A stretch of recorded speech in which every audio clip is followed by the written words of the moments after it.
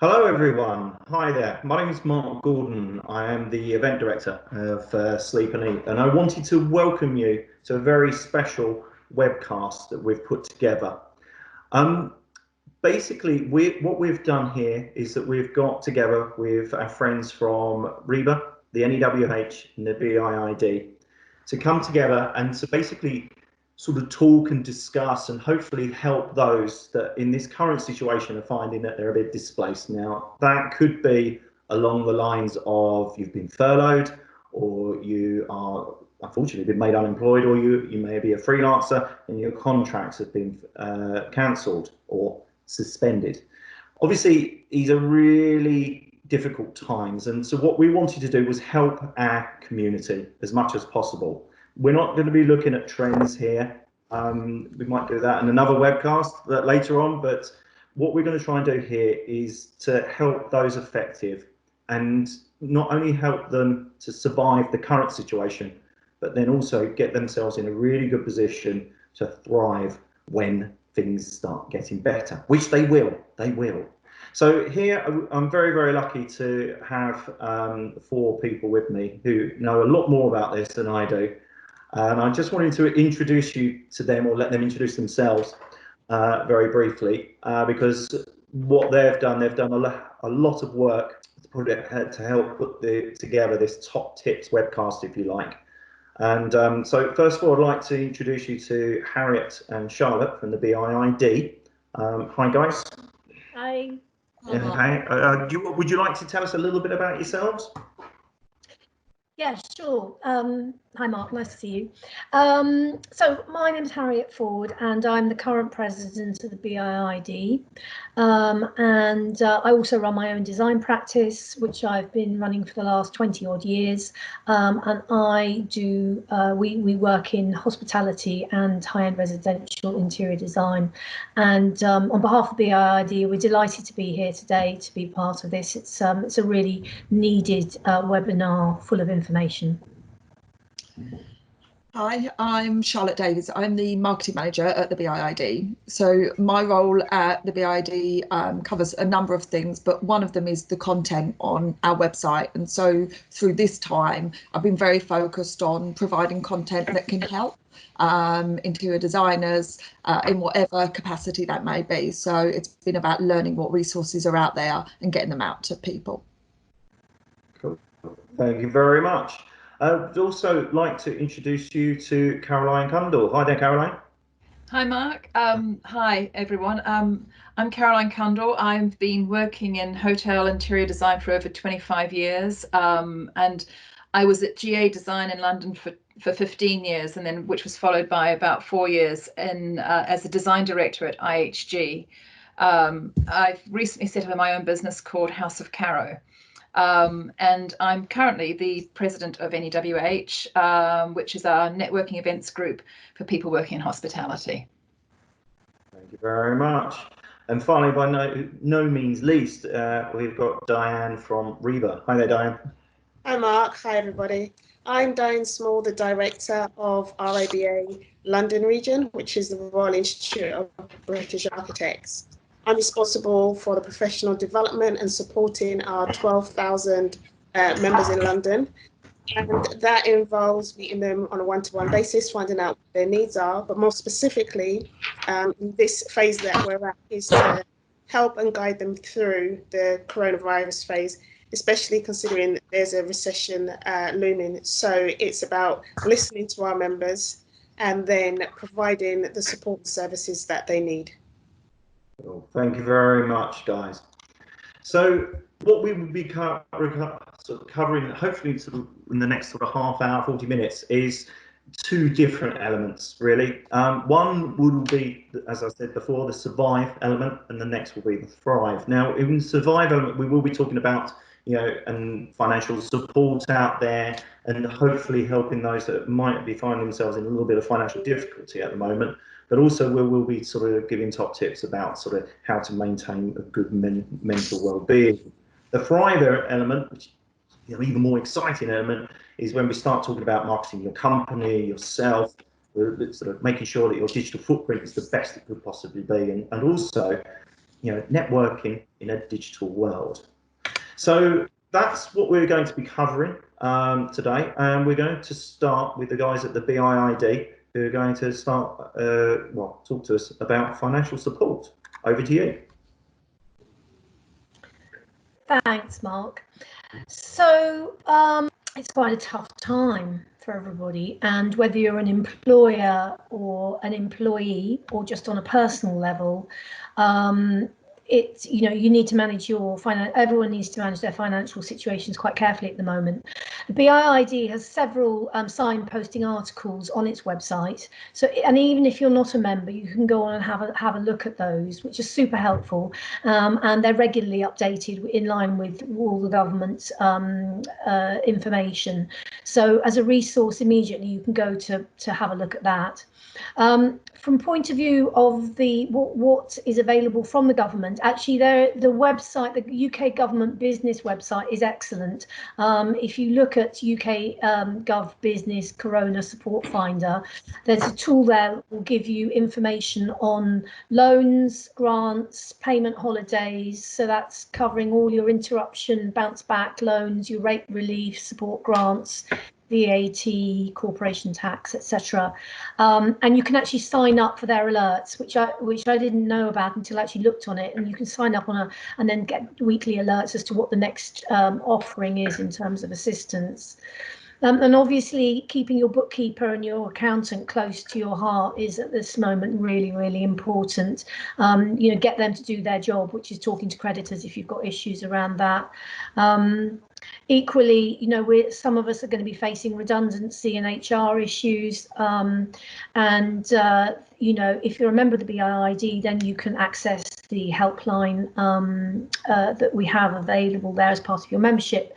But equally, if you don't, you can also phone ACAS. They're super helpful, and they also have an awful lot of forms and procedure information you can download to facilitate any HR or redundancy issues that you need to sadly address. Charlotte, I think you've got something to say about self-employment. Yeah, so there's a couple of different grants available for people who are self-employed.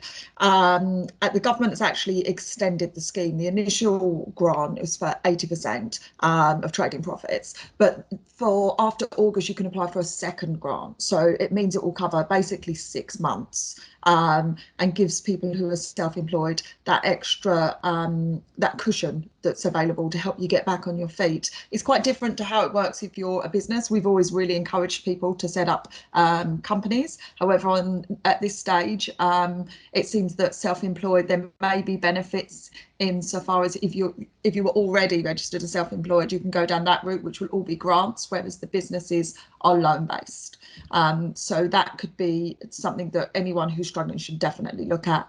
The government websites, they really are, for anyone who hasn't looked at them, you should go to them because they really do explain everything. And in this instance, they're really trying to help people and make you find your route to what support you can get. And then just to finish off about financial support or financial help. Obviously, everybody's affected on a personal level by potential financial stress, and there's quite a lot of information out on the internet. If you Google that, from various companies that would love to be employed by you to help them out, but actually they've got a lot of info on their websites and suggestions of things like doing emergency budgets. However much you don't want to face financial hardship, actually looking at it, you're much more likely to bounce back from it if you actually look at it and take a proper audit or get some assistance to do that. And that would include things like looking at payment holidays from your mortgage lender or your gas or electricity supplier, checking to see if you've got an income protection policy that you'd forgotten about, maybe some sort of insurance against loss of income. And then finally, debt, which sadly some people will suffer with. And there is quite a lot of help out there, from the National Debt Line to the Debt Advice Foundation. And of course, Citizens Advice has a web chat. All of them have telephone and web chat options. It's not about having to go and see people in face to face. And of course, if worst comes to the worst, there is a Samaritans, and nobody should have to feel ashamed of having to ask for help. And I know Mark's going to touch on this in the wellbeing section, but they are there and primed to help in these kind of scenarios. Charlotte. So yeah, so the next thing I think we want to talk about is just during this time, if you can't work, I think it might be the next slide, yeah. So what we really suggest to people is use the time in a productive way. Do what you can do. So that might mean that if you've got some trickling in of clients, some people are still getting clients, and actually it's the difficulty to get out to those clients. Not everyone is saying, you know, there's no business. Luckily, we're still hearing people saying we're getting inquiries.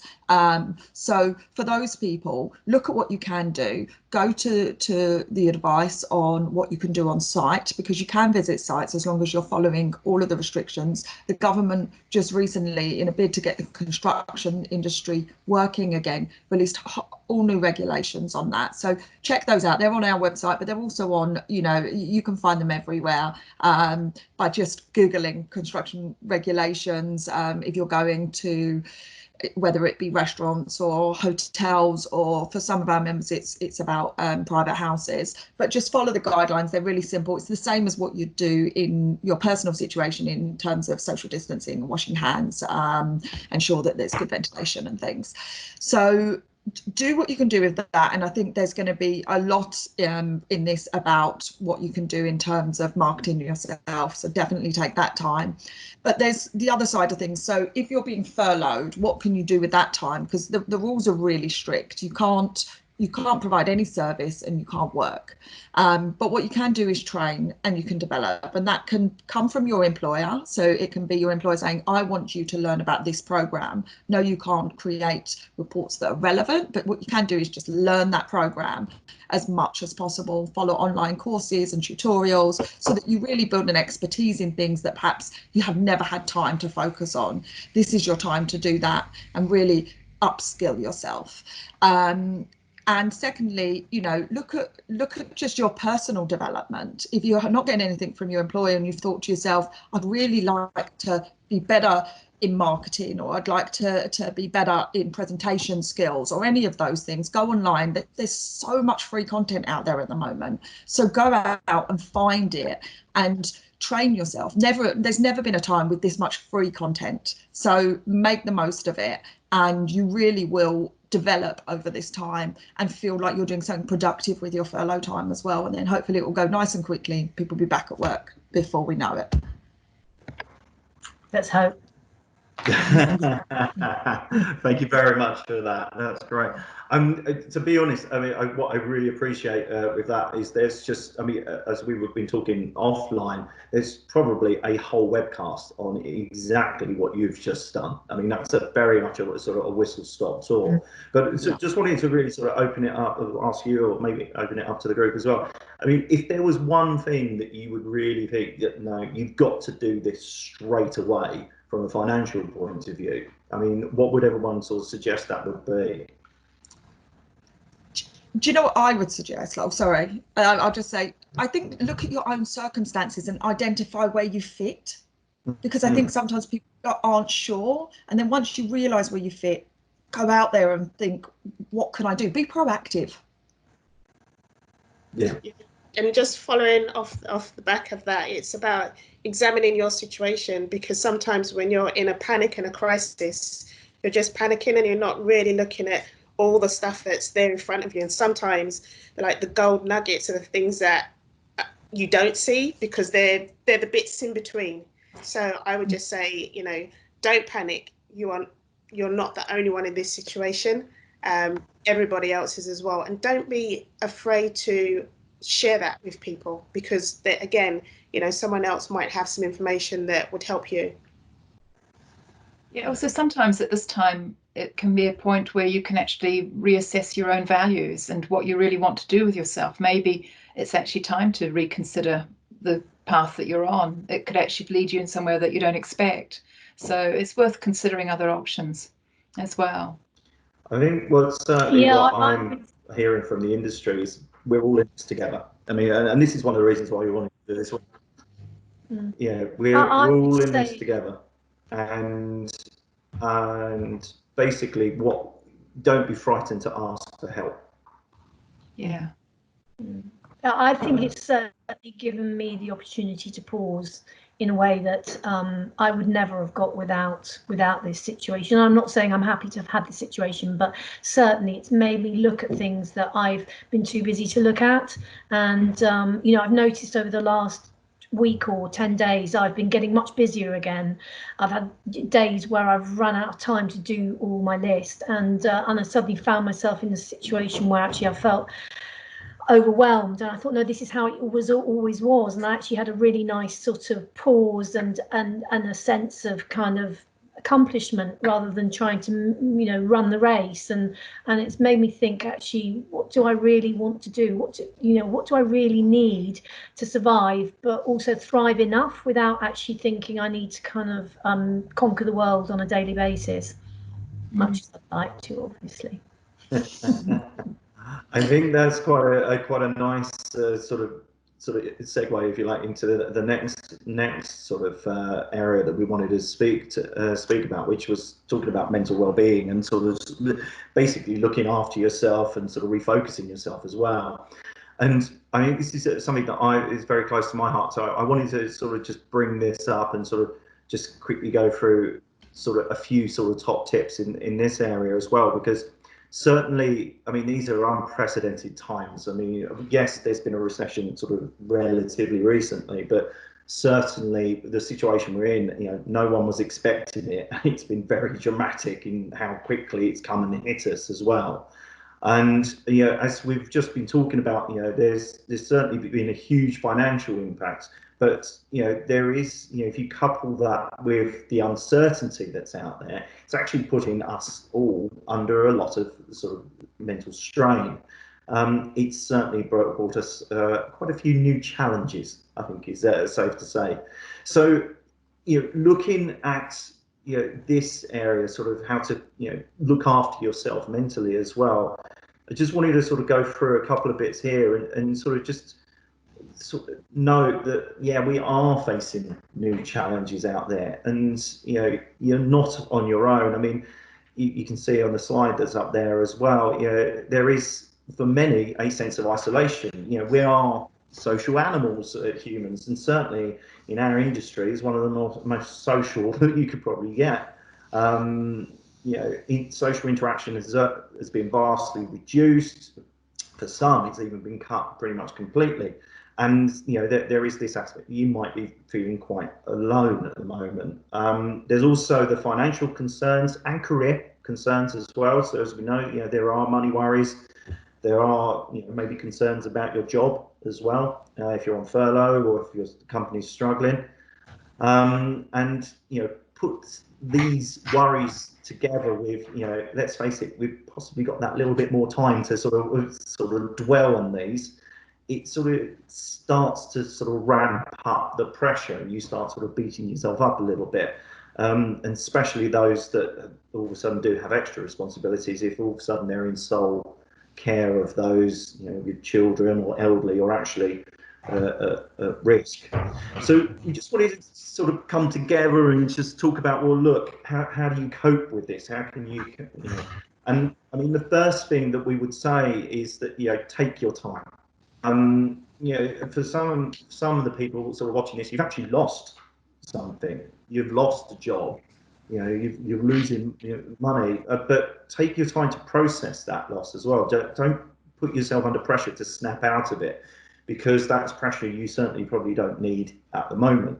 And you know, it's not your fault. You've got to start realizing that, you know, this didn't happen because of you. So as soon as you realise that, you then hopefully you can start seeing the wood through the trees. And, you know, and now's a good time to possibly, and I think this has already been sort of spoken about, is a good time to sort of take a step back, you take a break and recharge.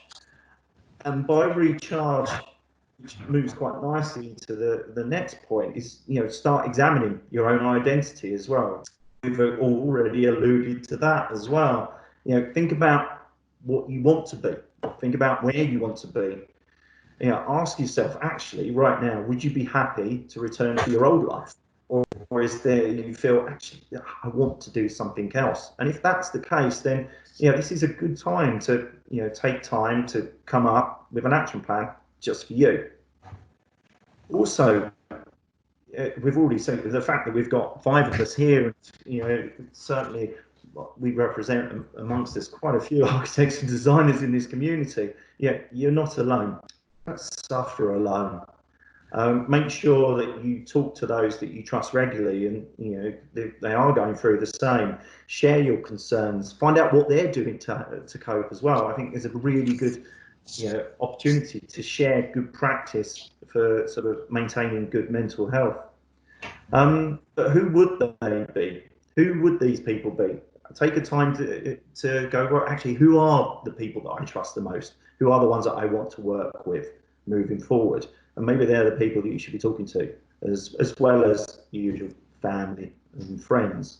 Connect with others, and make sure you do connect with others on a regular basis. I've been lucky over the last week alone. I've been invited to quite a few sort of networking events via Zoom and Teams and such, and it's been really good, sort of nice to actually reconnect with people. But you know, don't wait to be invited. It could be a case that you invite 1, 2, 3 of your friends, you know, or colleagues or contacts for a coffee morning. I know there's quite a fair few of them going around at the moment, but just make sure you do connect with others and maintain the relationships.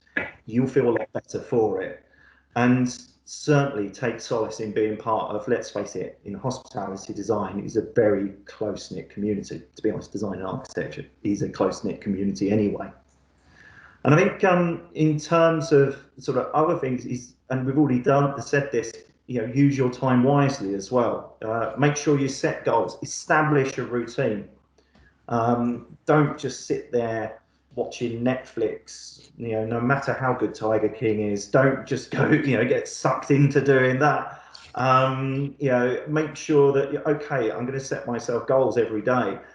Because what's really nice is that, you know, you still will get a sense of achievement, no matter how menial those goals may be. That, you know, clean the bathroom every Wednesday. You know, you will set yourself goals and you'll feel better for it. Also, help others. What's been really nice and I think I hope you all sort of agree is there's this whole situation has brought a real sense of community. Not just in a professionally, but actually on a personal level. You know, I'm talking to my neighbours, for example, a lot more than I was, and they're all right actually. But you know, it's helping others. You know, is something that gives you self-worth as well, makes you feel better, but more importantly, makes others feel better as well. So you know, be generous with your time. The final couple of things, obviously, is okay. You might have a little bit more time. Well, make time for pleasure. Is there something that actually gives you pleasure that you enjoy doing? Is it that hobby that you've sort of left neglected for the last 2 years because you just haven't had a chance? Well, now's a good time to start making you feel better about yourself. And certainly sort of entering into that kind of activity is a pretty good thing to do. And then finally, the dreaded physical well-being as well. We are allowed out. We certainly are allowed out a little bit more now. We're currently just sort of recording this. You know, make sure you look after yourself physically as well as mentally, because that's sort of very important. So that's just a very whistle-stop tour of sort of just a couple of bits and pieces that you could sort of try and adopt to keep up a sort of good mental health. But I'll open it up to the panel. You know, is there any other top tips that you would like to add to that maybe you're doing or you've heard that you've found to be really quite successful in this area? I think you mentioned physical well-being, and for me, you know, I just noticed the effect on your mental well-being when you focus on, you know, and I'm not talking about extensive exercise, because that does not affect me well. But I'm talking about, you know, a nice long walk, or, you know, a cycle, or just doing something that kind of just is a bit more than, even if you're going for a walk a little bit faster. And there's so much evidence to suggest that the endorphins that you release really affect your mental health. So even if you're not focused on your physical well-being, I think it's just really important for your mental health to insert that piece of exercise every day, just to keep those endorphins. Yeah, I found that when we were all cooped up together and we didn't have, you know, the opportunity to just pop out when we fancied it, really, that I craved a walk on my own, completely on my own, maybe with a dog. And then I put headphones on and listened to a podcast or an audio book or something, or nothing, and just took that opportunity to be alone. When you are cramped up with people all the time, you actually need that release, and I found that really helpful. I mean, I loved being with my family all this time, but actually there were times when I just needed that separation. Mm-hmm. I was going to say also I think your comment about routine each day is really important. Actually getting up like you would go to work every day, and even if the first thing you do in the morning is get up and start work, doing some emails first thing and then do other things, or even just setting a list each day of small tasks to try and, you know, achieve each day, because it gives you much more of a sense of achievement in your time. Thank you very much. So that's the survive element. Let's talk about the thrive element. I think it's really important that we do. And, you know, for some of us, we do have that little bit more time to really start working on ourselves and our businesses. So when, you know, the market does start to come back, and it will, to make sure that, you know, when it does bounce back, you're at the forefront of the queue and you're there to sort of pick up any business that's coming your way.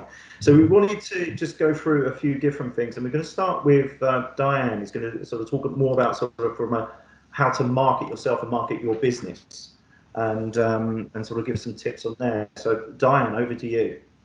Brilliant. Thanks, Mark. Most of this information is things that I picked up from our RIBA practice clinics. Like I said before, these were an initiative that came out from listening to members and finding out what they needed. So our practice clinics are run weekly with a specific topic, and we ask our audience to submit questions in advance, and then our speakers or experts answer them during the session. So a lot of these snippets are from the practice clinics, so that's the first disclaimer. I'm no expert. But what I picked up was that it's about being aware of your target audience and what they want to hear and listen and focus on. It's about building your brand.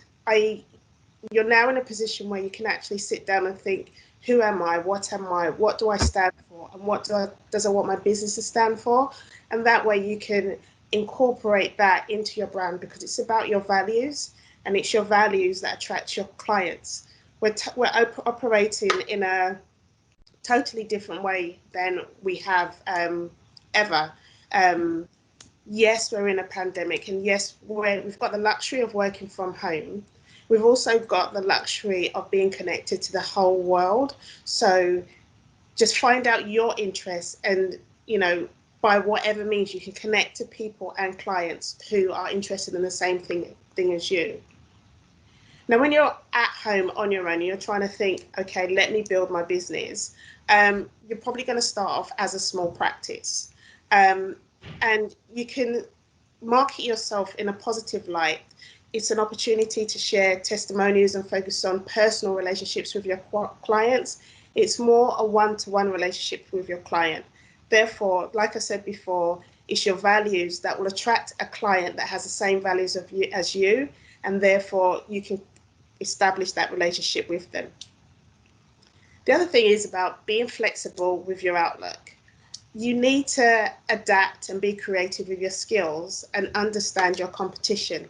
There's going to be many people like you out there. So it's about knowing what your stand for, what's your UPS, and base yourself on that. So in this situation, there is still opportunities for business development. And now the market's going to be open for skills specifically for architects. And it's about innovation, design, and adaptation amongst many. And it's about taking that long-term view of your practice and be innovative in terms of what can you do. The world has changed, so we're going to need different thoughts and different practices.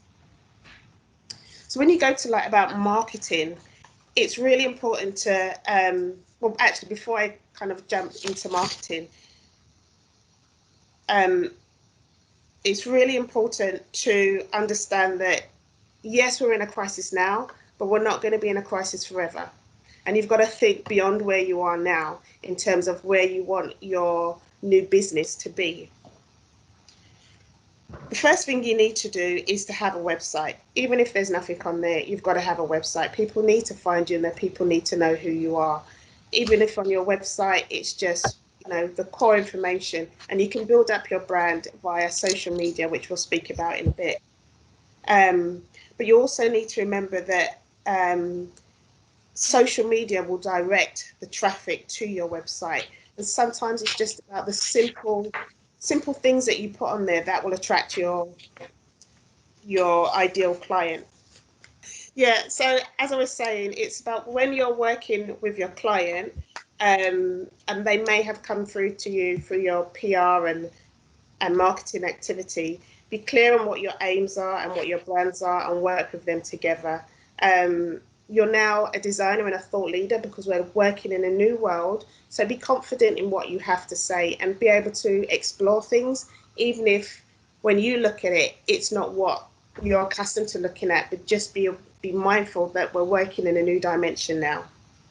So in closing, when we come out of this pandemic, the market's going to be open for different skills, and we're going to have to adapt, be able to adapt ourselves. So we need to be flexible.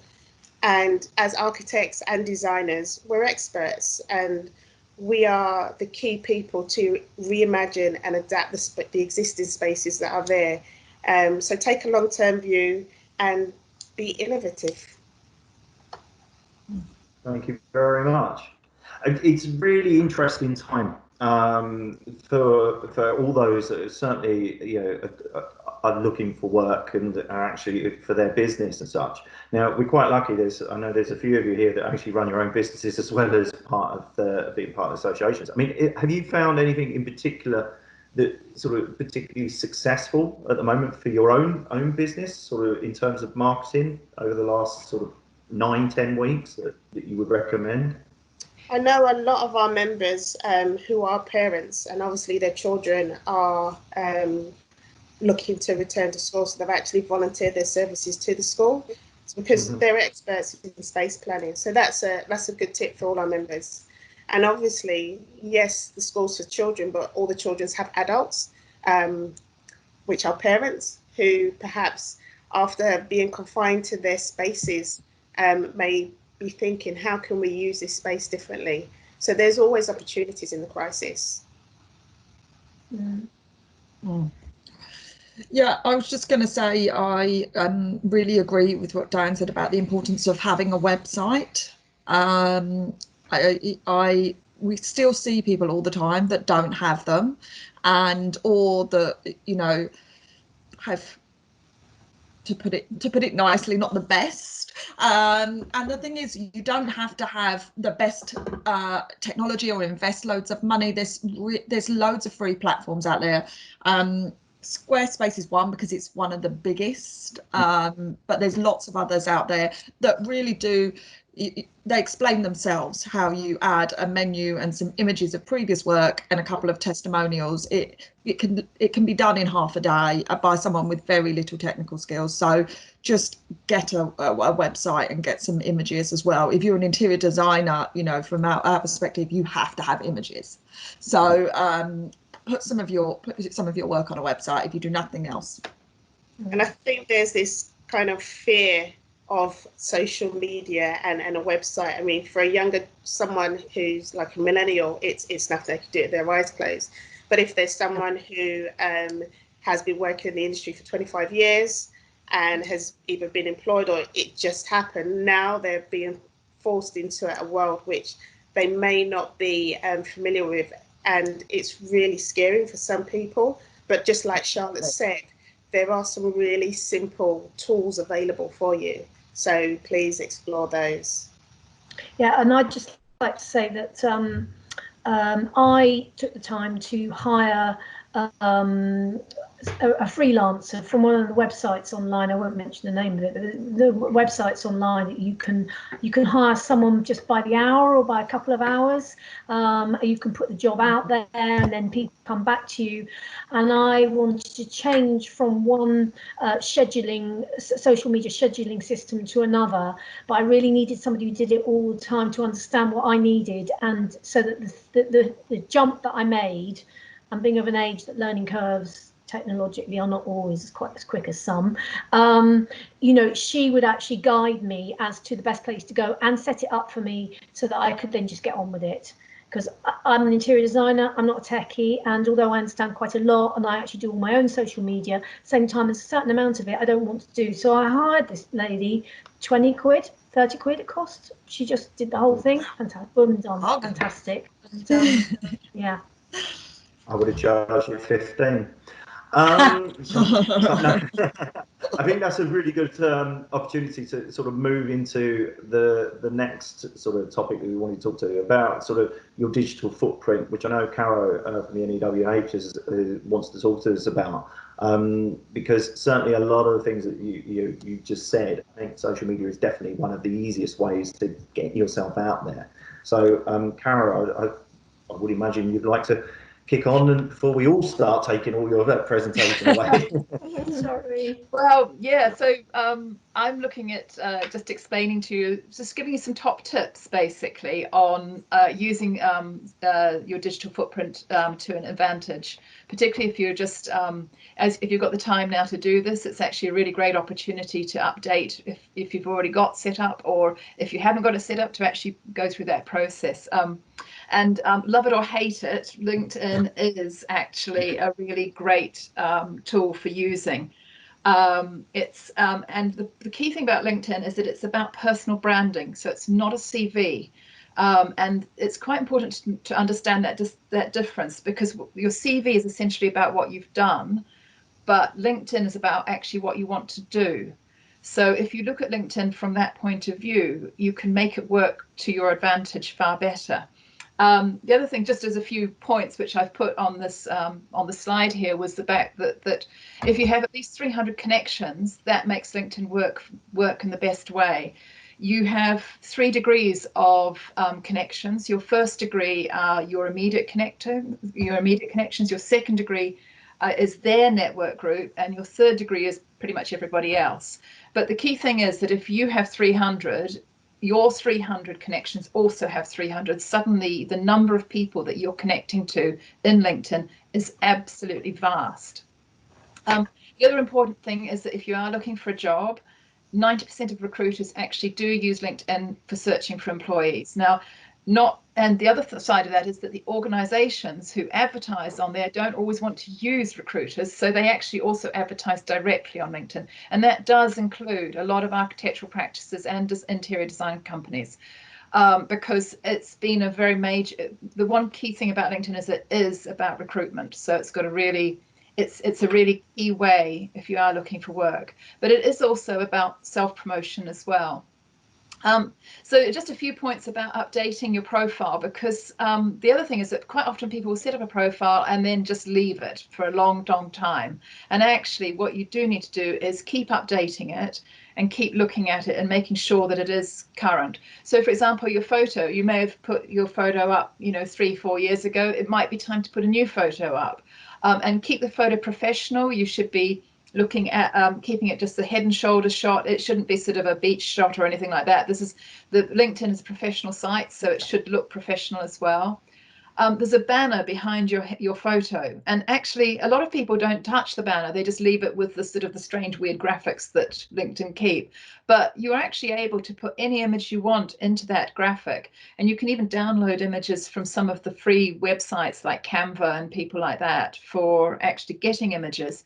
Or if you're an interior designer, why not do a photograph, say, of a presentation board or a section of a presentation, or even a section of finished samples, or a sketch that you've done, and use that sort of little section as part of your header, so that it actually makes it a much more personal appearance. Bear in mind that your photo shot will be either on the left side or in the middle, depending on what platform you're looking at it from a phone or from a laptop. So if you've got any writing on it, make sure that it's not at the bottom of it so it doesn't get overlapped. Moving on to the things like your headline, this isn't really about what you do, and it's a professional summary of what you do. So it's kind of like, this is your little sort of snippet of what you intend to do or what you are doing already as your qualification, but also as your professional life. But then when you move into the about section, which is just below that should be all about your elevator pitch. This is the one where you talk more about, you know, what you really want to do as well. So you can look at this as being a chance to just really explain more of what you're capable of. And it should always be written in the first person. So it should be I do, or I will, or I can, because I think otherwise it makes it more personal. Your CV is very much more distant in that sense, whereas LinkedIn has a much more of a personal edge to it to make it work best for you.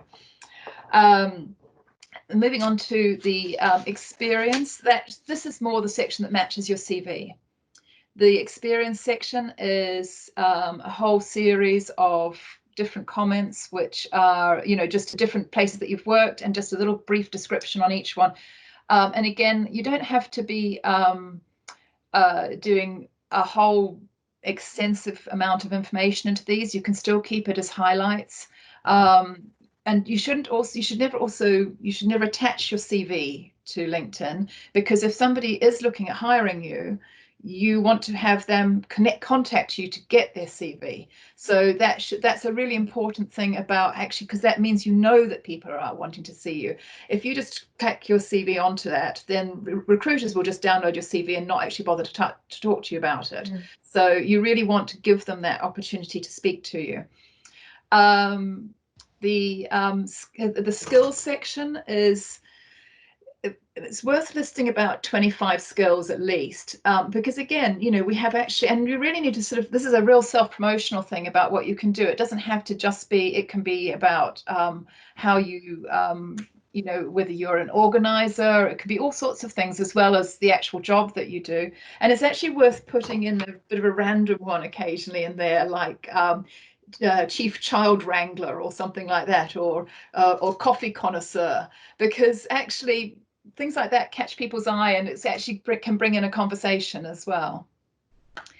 And again, things like the settings section, if you've got the time now, really worth going through and update all of your settings, reassess them all, make sure your privacy settings are in the right places. Look at your job seeking preferences and maybe update that if you are looking for a job. There's a lot of things with that are really, you know, it's really important. But you just, and the other thing is, even if you've got a new role, and you should still be updating LinkedIn. LinkedIn is something that you should keep working at, regardless of whether you're working or not. It's actually, because you never know when you might need it. So actually it is a useful connection. I've made connections with people through LinkedIn that have surprised me and have led to other things that I didn't expect job-wise. So it is surprising how the connections can work. I also looked at discussing a couple of, if you want to go to the next page, there's a couple of other oh, sorry. Yeah. Oh, sorry. So no. I've also looked at a couple of other social media lines to discuss. One of them was the dots. Now the dots is quite new. It's actually was set up, I believe, in Australia, and it's a little bit like LinkedIn, but their tagline is, it's the professional network for people who don't wear suits to work.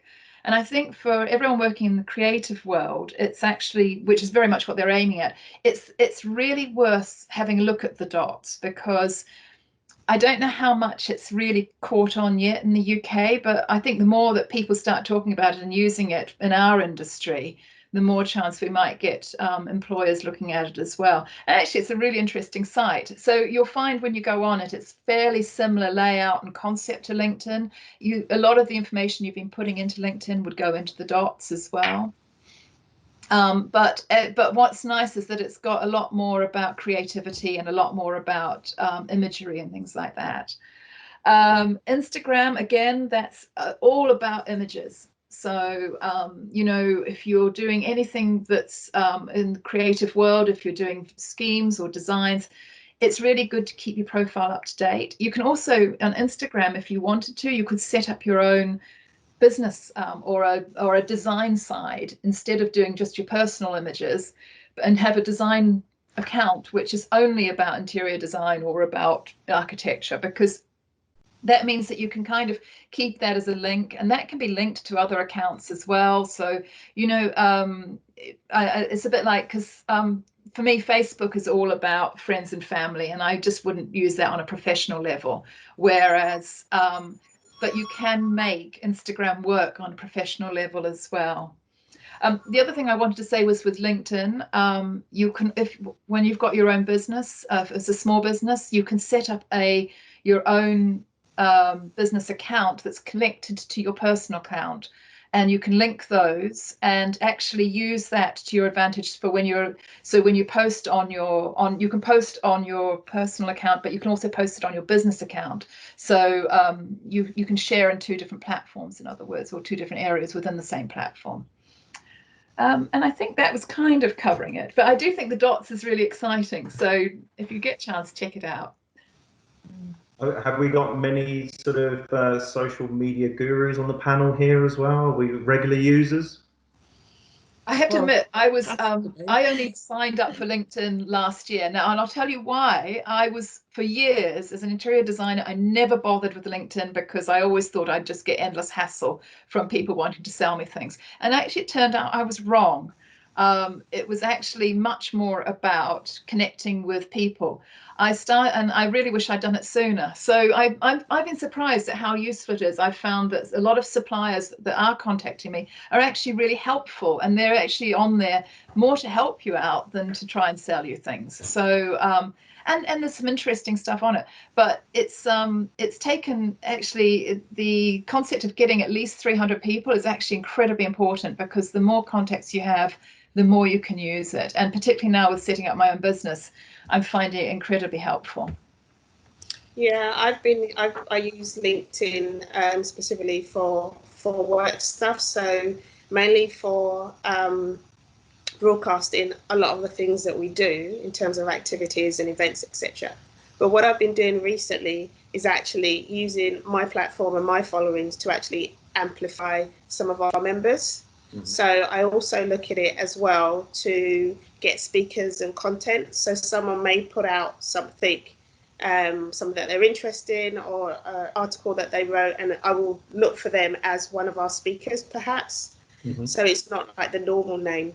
But more recently, or just in the past week, I'm going to use my platform to amplify other architects and other practices. Yeah, I think it's also worth mentioning one of the other big ones is Twitter. And, you know, Facebook, I think, is very much for friends and family, probably, and certain other types of business, which are much more small consumer sales. Whereas Twitter, I think, sits somewhere between the two. And I think that with interior design and architecture being such a private thing and personal for a choice, and even, you know, you still want to get a feel for that designer, for that architect. I think they look, you know, a client, when you're not looking for someone to employ, but you're looking for someone to hire, they look at your entire digital footprint. So they will look you up on all of the different social media platforms and see kind of where, because Twitter is where people have a voice a lot of the time. So people want to get a feel for that person. That's often where they'll go. They want to see their images and get a feel for their style. They'll go to Instagram. You know, if they want to look for an employee or see what their employee history is like, they'll go to LinkedIn. So I think it's important that you look at the whole picture of your digital footprint and recognize that you know, they've all got their place, but they will create a whole image of you. So bear them all in mind. It's not that employers will only look at one, because they'll check you out on all of it. Yeah, just based on what you're saying, one thing I would really recommend people is if you're at that stage of looking for work, exactly what Caroline said, but go back and clean up your image, clean up your Actually, social. it's a very good point. 100%. Because just because you don't put the bikini shot on LinkedIn, if you've got it on everything else, they're gonna see it. And also, it's worth searching for yourself on Google.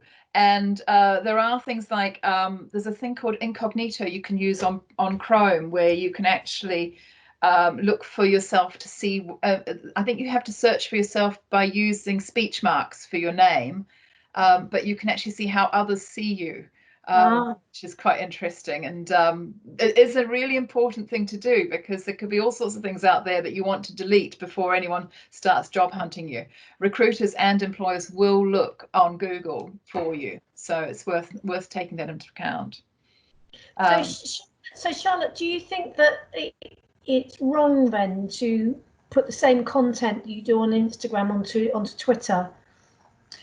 It's not necessarily wrong, and I think that sometimes you have to weigh up your priorities and your time and things. Sometimes it's better just to edit it a little, and just, you know, even a couple of lines sometimes. You mentioned using a scheduling software. I think some people are advanced enough to be doing that, and if you are, it's really easy to quickly change each of those. But if you're not, and you just think, it's better to have something there than nothing, so that you're regularly updating. That's the key. Have a regular presence on all of these things, and have a voice on what's important. Sorry, I was going to say, I think with Twitter's the idea to kind of get people's attention. Mostly people do it by causing an argument, or, you know, getting people's attention that way. But you can it could be the same post, but it could be like a what if or a how in terms of the statement, and then your LinkedIn image can actually describe what it is. So it's different conversations you're having, but it could be about the same image.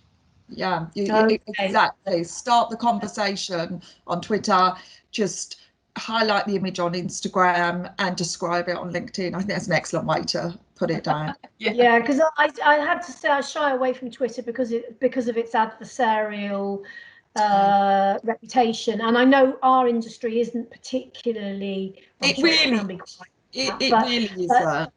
Yeah, I mean, there's a lot of that on Twitter for sure, but there's also a lot of activity on Twitter that isn't about that. That is about the conversation of, you know, design and what's happening, and, you know, with all of them, they've got their benefits and their merits of how the feed works, of how the conversation works, of what you can see. So sometimes it's easier to have a bit of a conversation and to reach a different audience, but they've all got their merits and they've all got their pitfalls, I'd say. Yeah. Thank you.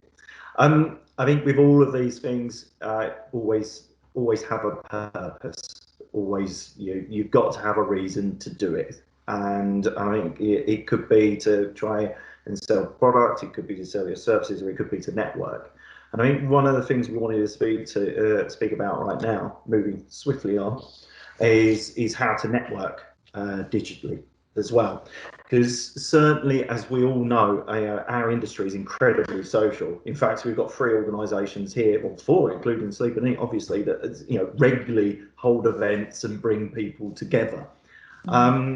Now, obviously, the landscape has changed somewhat, but actually the opportunity to connect and network with others is certainly still there. So what I just briefly sort of wanted to go through is just sort of give some ideas of how to successfully network in the digital world. And we wanted to sort of almost split this into 2 parts. Now, the first one is we'll connect and reconnect with people you already know, and also the second part is we'll connect with those that you would like to know. Now, hopefully, all of you watching have sizable networks. We all know now that it's 300 plus on LinkedIn that we got to aim for at the very least. I surpassed that a while ago, but I'm sure you all did as well on the panel. But I recommend that you look at your own network first, and it's very simple. That the reason you're probably going to get a better response, so you'll get better success, and because of that, you'll just become more confident in doing it. So before you do this, what you need to do is sort of get that purpose and sort of identify the key contacts that you wish to connect with. You know, sit down, think about your goals, like we were talking about just a minute ago, and think about why you want to network with these people and who you should be targeting. Then, very simple, go through your contact list. You know, create a target list. Think about, okay, the people I really need to be talking to now, be it potential employers or suppliers or, you know, clients, you know, who are they? Build that list. And then what you should probably do, sort of moving on, is make sure that you allocate time to network. We've been talking about setting up a routine. Well, networking could definitely be part of that. It could be quite as simple as, okay, 30 minutes, I'm going to look at my newsfeed on LinkedIn. I'm going to reach out to at least 5 different people to say hello and catch up with them, and then move on. And then maybe an hour a day I will allocate to talking to 1, maybe 2 different people within the industry. Create that time, because it will certainly pay off in the near future.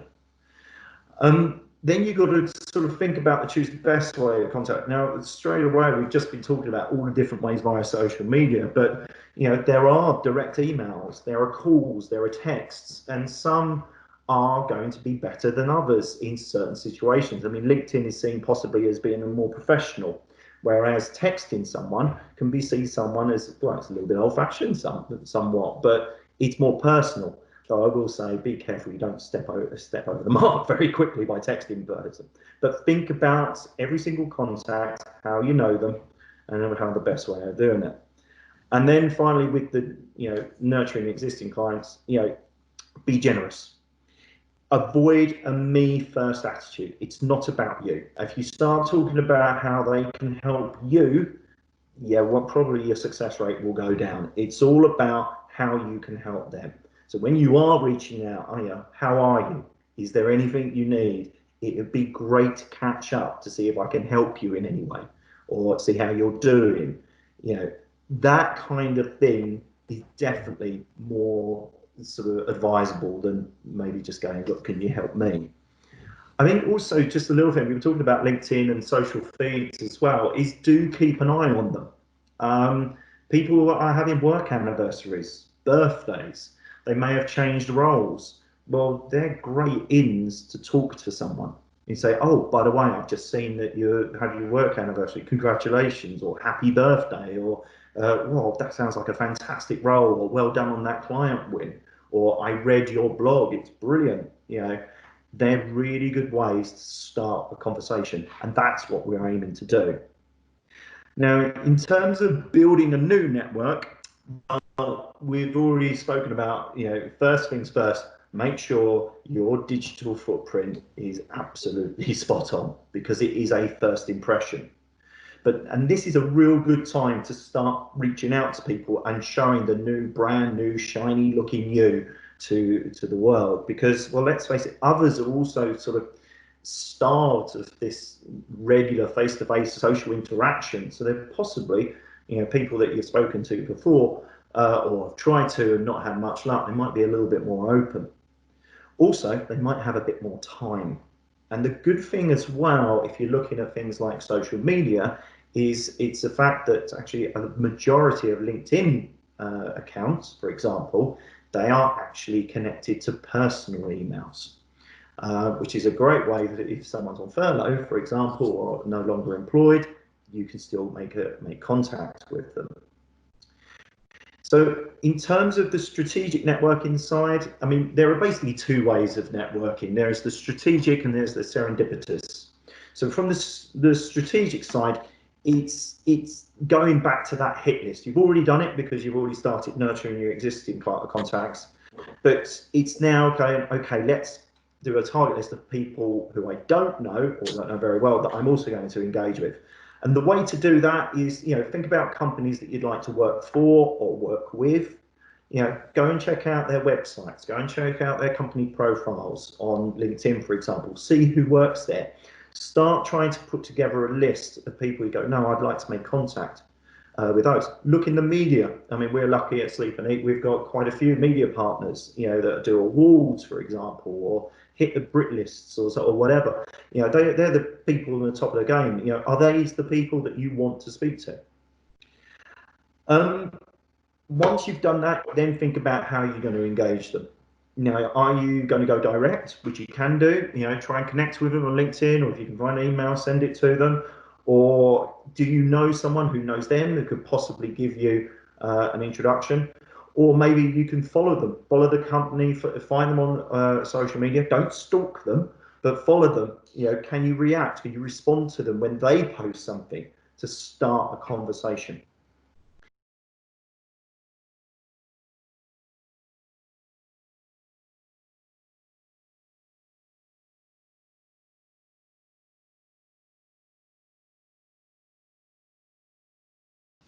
So in terms of serendipitous networking, you know, serendipitous networking, it's that ability to bump into people. You might think that that was gone now, just simply because you haven't got that environment, like be it an exhibition or a conference or a networking event. You might say, well, actually, I probably can't do that. Well, that's actually not the case. You know, there's certainly lots of ways that you can be in the right place at the right time. Now, there are quite a few examples, things such as, you know, Zoom meetings and webinars. You know, you can start talking to people in the chat boxes or ask questions or talk to them privately there. You know, there are plenty of LinkedIn groups that you can also go. I mean, I remember, for example, I counted up yesterday, I'm a member of 35 hospitality design network, sort of groups and such on LinkedIn. And all of them, well, some are more active than others, but keep an eye on it. Who's talking in there? Is there someone, if it actually, no, they hit my target audience, I really would like to, and start to engage with them. There's also things such as, you know, following hashtags, be it on Twitter or Instagram or even LinkedIn. You know, if people are tagging their, you know, their content, keep an eye on that, because all of a sudden they might appear on your newsfeed.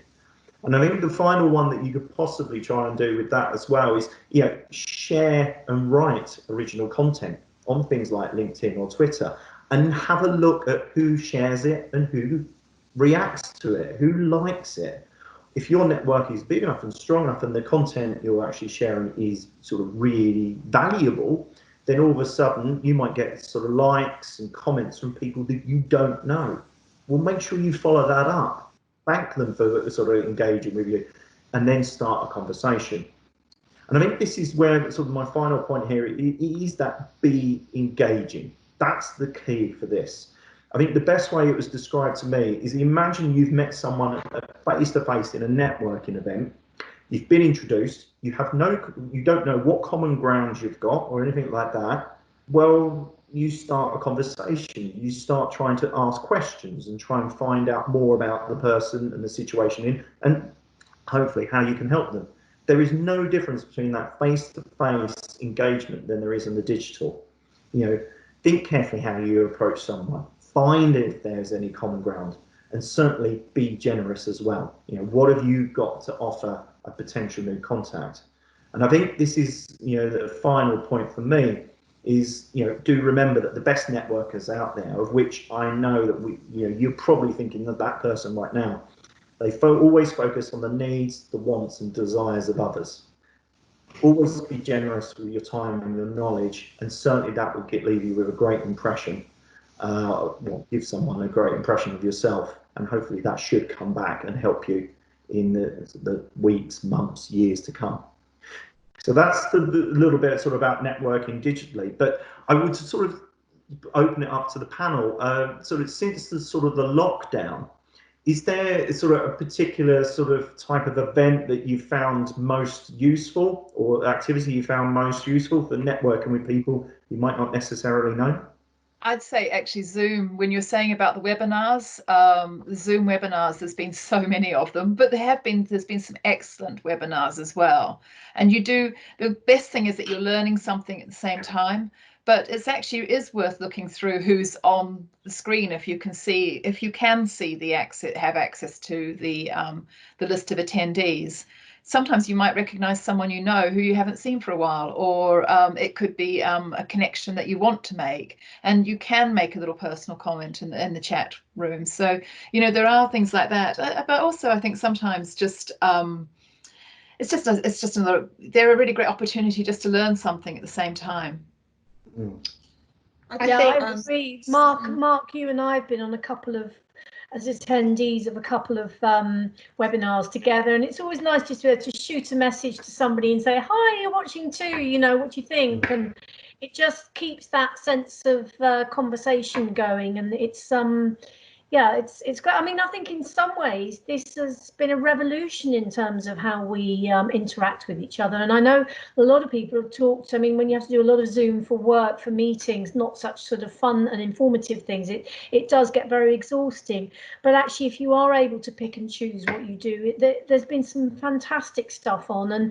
And you know, I mean, the people watching this won't necessarily know that Charlotte's in the Netherlands. You know, I mean, I've had webinars with people all around the world, and there's a fantastic. I did a tour of some buildings of an architect I'm very interested in Sri Lanka, and that was organised by somebody in Melbourne about Sri Lanka, and I watched it in London. You know, I mean, it was great, fabulous. That was my breakfast architectural experience of the day. Wonderful. I think it's definitely changed how everyone sees possibilities now.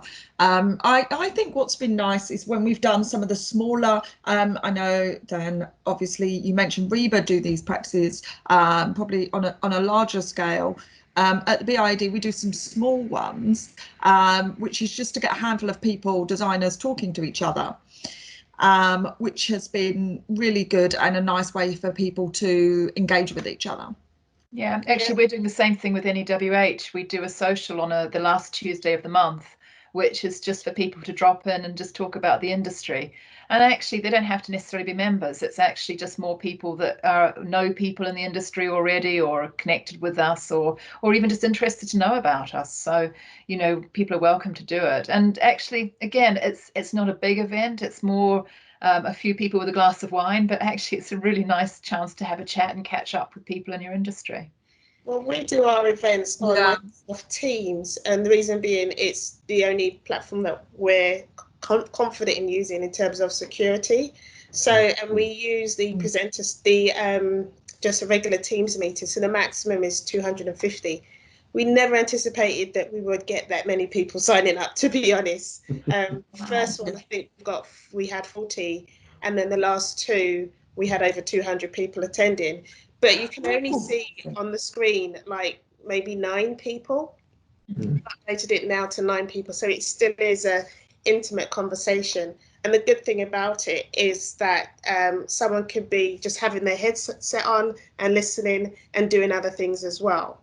And one of the things I would say to people when you're on whatever meeting is try and put something constructive in the comments so that people know that you're there and what you're thinking. So maybe pose a question to speakers, because if there's notes being shared, then people say, oh, someone asked that question, which is really interesting, and you know, they'll be able to trace you through there.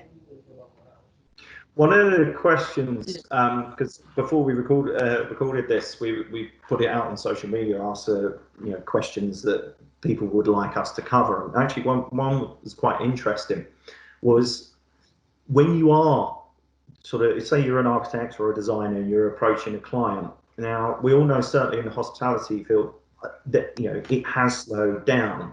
But what do you think that an architect or designer could offer a hotel operator, a developer or investor right now to help them? What input do you think that they would need from us that we could try and offer to get our foot in the door, if you like? Right now, it's about highlighting aspects of social and physical distancing. You know, maybe it's a case of where to put your hand sanitizers, or where are your hotspots in your office. How to lay out your reception with regards to guests coming in and furniture. Now is the time. This is where the world needs us. So you know, go out there and you can just offer them a little bit at a time. Just say, well, I can, just by walking in, I can see that this, that, and the other, and just give them that and leave your card, and then they'll call you back to do the rest. Hopefully. Great idea. I think we'll leave that there. So that was basically us going through. You know what Diane's going to do later.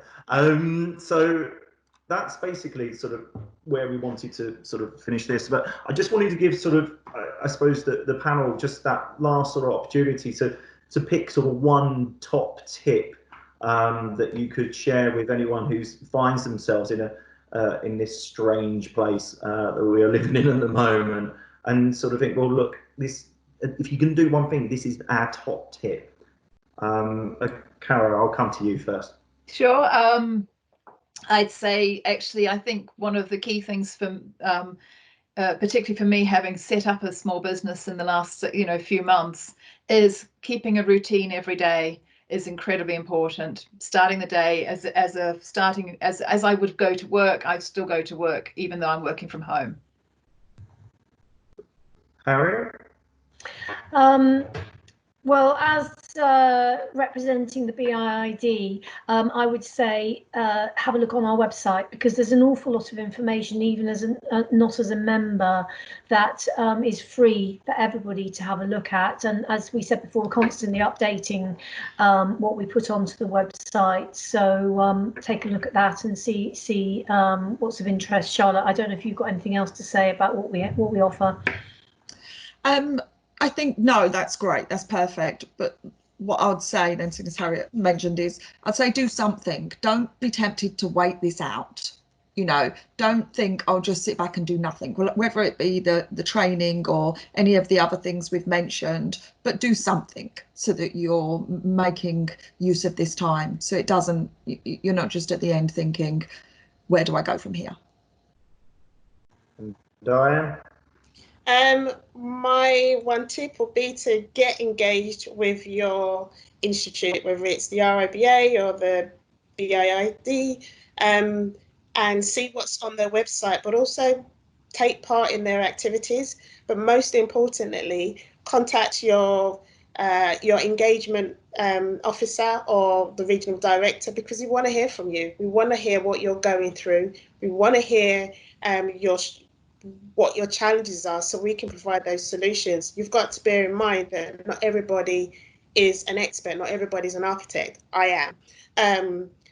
So it's hard to understand what you need if you don't come to us. For example, practice clinics kind of grew just from a conversation that one member of my team had with a client, with a member. And it was just a case of, sometimes I find it really difficult, because as a practice director, I should know things, but I don't, and I'm too embarrassed to ask anybody. So maybe the RBA could do something, and that's how practice clinics came about. So help us to help you. I think for myself, for those that are listening, what you might or might not know, hopefully you do know, is that we've been very lucky that our friends at RIBA, the NEWH and the BIID have joined us in actually setting up a LinkedIn group called the Hospitality Design Careers Network, which is constantly growing and is getting more and more active every day.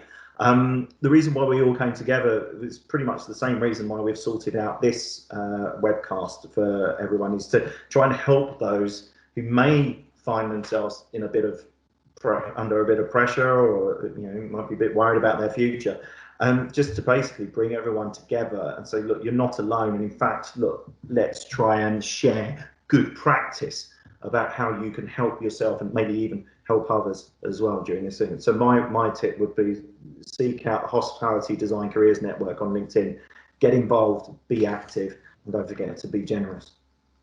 So that's it. That's the webcast. Hopefully you're all still there listening, sort of right at the end. What I'd like to do is say, look, thank you so much to Caroline, Harriet, Charlotte, and Diane for taking part in it. They've done a hell of a lot of work and a lot of input. and it's been incredibly difficult to try and par down all this information into one sizable chunk. And I would like to say thank you so much, guys, for doing a fantastic job, and we really do appreciate your efforts. And also, I would like to say to all the people that are still watching, look, thank you for listening. You're not alone.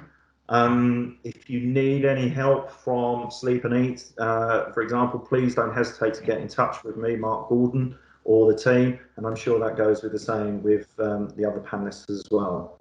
So Excellent. Thank you very much. Good luck. Thank you, Mark. Thank you. Stay Bye. safe, and hopefully we'll see you very soon. Have a good day. Lovely. Thanks. Bye.